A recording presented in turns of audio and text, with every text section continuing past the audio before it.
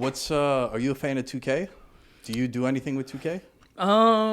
Or have you done anything with 2K? I've worked with them on a few projects, but I'm not the biggest video game player at all. Like my brother's always trying to get me to play all the time. Bro, But I'm so ass at 2K. It's so bad. I'm not gonna say I'm ass, but I just don't like spending my time like doing that. Yo, It's that's like, the thing, bro. For you to play the like the park shit, you gotta put in hours, bro, and real. money, and you gotta pay for that shit Yo, too. I'm so competitive. It's like my career mode is like, yo, I want to be good immediately. Yeah. It's like, so I'd rather like just play in person, like So real life. all my boys had the game, like they've been playing 2K forever, and I got 2K like during COVID, and they're all like 98s, 96s. They make new guys, they're 92s within 4 days.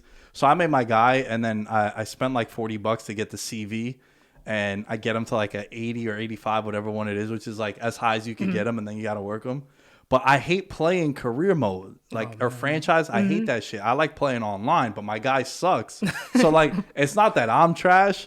It's that my guy is so bad. for real. And then I'm playing with all elites and all these guys, and people are hovering in on helicopters and shit. And then I play with my boys and we'll lose because I'm like 1 for 5 from the field. They're like, yo, we can't play. I was like, dude, there's like 19 shots a game that go up for the whole team. I took 5 of them. It just so happened. And then I'm like, yeah, I can't play this I'm just not that committed, but I think I could be really good, but it's just not in my heart to do so.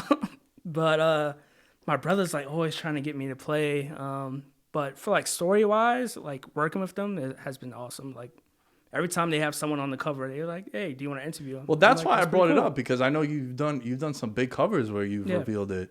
Yeah, 2K, worked with Madden a few times. That's interviewed what it was, because Lamar I think Jackson. you came on the show a little bit Yeah. afterwards. That was dope. Yeah, that was pretty cool. Different.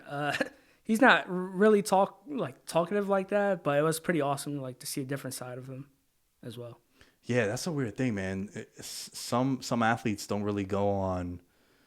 They do the cliche radio show spot, 8 minutes a week, but you can't really get. That's why I think there's a big appeal with podcasts, because you can come on here and you can really talk. You can hear someone's story. They can defend themselves. They can promote something. It's a different approach that you have. And it's also on demand, right? Like you can listen to this for 20, 30 minutes, stop it, go do what you got to do, come back to it, and it picks up from there.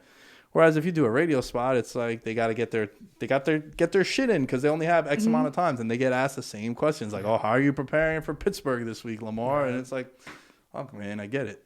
Yeah, I get a lot of like promotional like pitches for like different athletes, but if it sounds too like advertising, like trying to pitch something, like they don't want to talk about anything else about what's going on in their life, it's like half of the time I'm gonna have to turn it down, because just doesn't feel right. Like you pitching this thing, but you can't answer any other questions, so it's kind of annoying. Yeah, when people it's weird though, because for me as an independent, you at least have Sports Illustrated backing you. For me to get guests, a lot of times when they're promoting something is the easiest time to reach out to get them. Yeah. A book, a movie, a foundation, whatever it might be, a new show. So there's a yin and yang factor to it. But for the most part, again, maybe because it is a podcast and what you do is different, I do have the luxury to ask them a couple questions about what I want to ask them, as well as set them up for, all right, yo, tell me about this foundation that you just started up in Atlanta or in Michigan, wherever it might be. So that's where I think it might be a little difference between the two of us. Yeah, for sure. And like it's not necessarily them, but it's more like their agents and managers who's like trying to run everything. So it's like, you can't ask this question. Nope. So I don't think it's on the athletes or like any celebrity, but it's more their managers that's like, nah, they're not going to talk about this at all. I want to talk a lot about the NBA so far this year.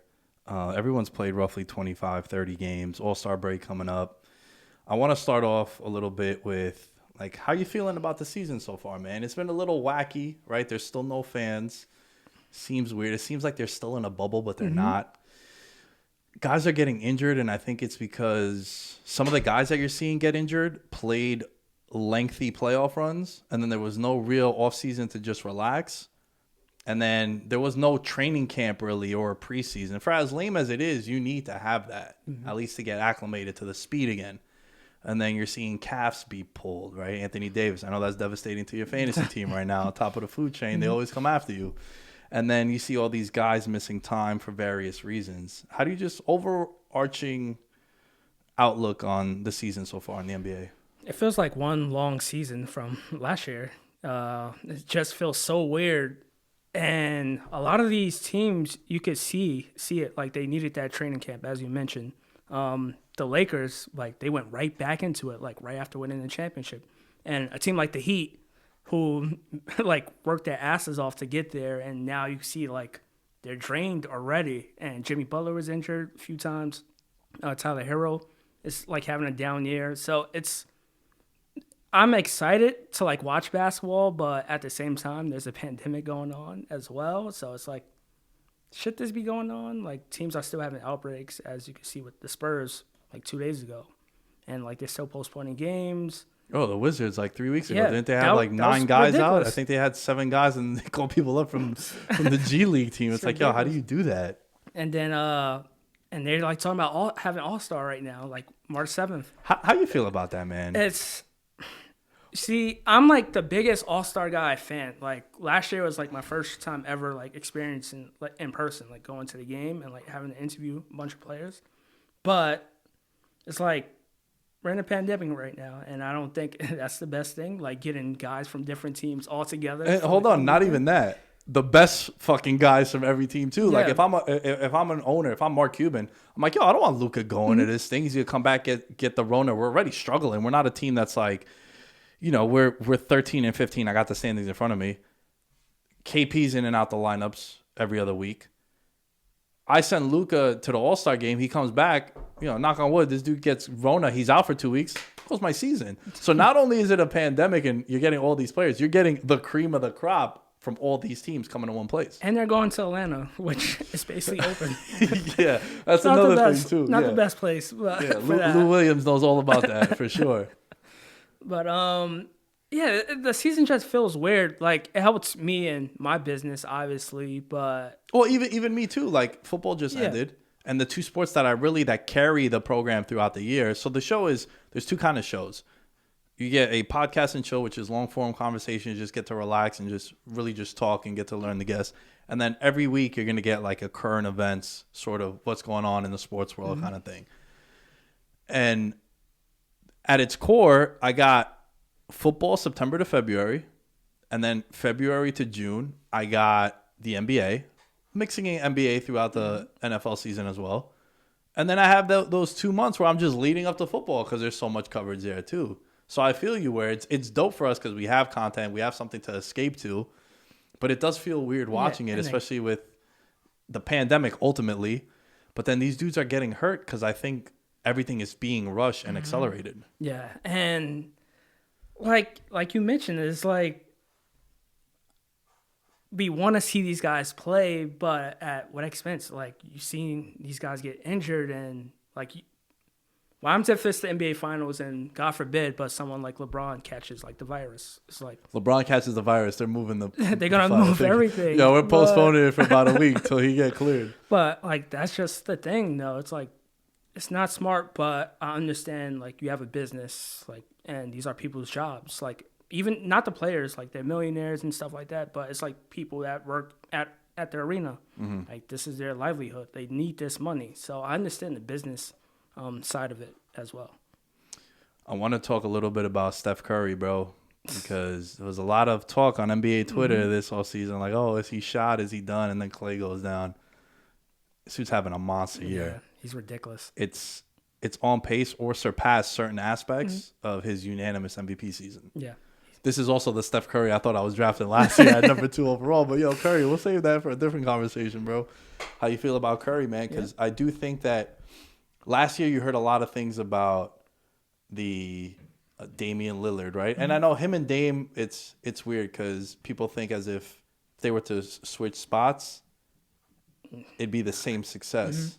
You don't feel that way? I don't feel that way. No disrespect to Dame whatsoever. He's a beast. He's my favorite basketball player. He's cold. But I just think Steph is just on one like level above that. I agree with you. But he's looking like 2015 Steph again, and he's heard all the talk for sure. So he's like, I'm gonna go out there. I'm gonna show them what I can do. So talk about bringing up all these guys like Luca. You want to talk about Dame, Trey, like who wants to play It's like another me. one. It's Yeah, like, all yeah, right, yeah. I'm gonna show everyone like who I am Yeah, don't again. push me aside, bro. I'm still here. I'm still in my athletic prime, and he's balling out. Look, he's he's been the most important player for that team, like the most valuable. We Mhm. get that. There's always those conversations of like, well, Draymond Green is the engine of the Golden State Warriors, like during those runs. It's like, nah, bro, it's Curry. Yeah, Like Steph. it's Curry for sure. He's what makes that whole team special. And I want to add, like, he's like one of the most conditioned athletes like ever. Like, he actually puts in the time, like, to work on his game, and like, you don't see that stuff like during the off season, like what he does to his body to get to this point. And he's like always running around the court, and Yeah. like guys can't keep up with that. Well, I also think he had such an interesting career trajectory from when he got drafted to where he is now because one of the reasons why Golden State had that success during like the 2015 to even getting Durant was they struck gold with the ankle issues that he had.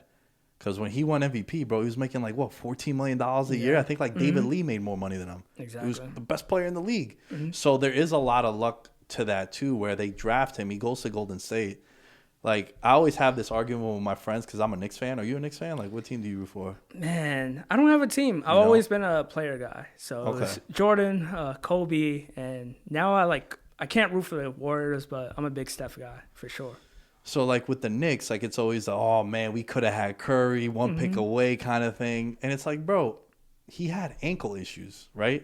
There's no way the Knicks weren't gonna run him to the ground because New York media would have been like, we want to see Steph, Curry needs to be out there, this and that, and I think he landed at the perfect spot because they took time with him. They understood his injury. They didn't overpay for him. They got a bargain on that deal. And then before you know it, they go on the most dominating NBA run I think that I've seen in my life. Like, bro, even though they lost the championship, they won 73 games. Like that's still It's crazy. ridiculous. And also, let's not let's not pretend that they got swept or some shit. You know, like it went down to the last shot, bro, with 40 seconds Yeah, left. Kyrie and hit it. imagine if Draymond didn't get suspended for that one game. Like they The could have won. momentum, yeah. Yeah, As I've smoked gotten, everything. yeah, as I've gotten older, because my whole thing was going back to that series was, well, he played game 6 and 7.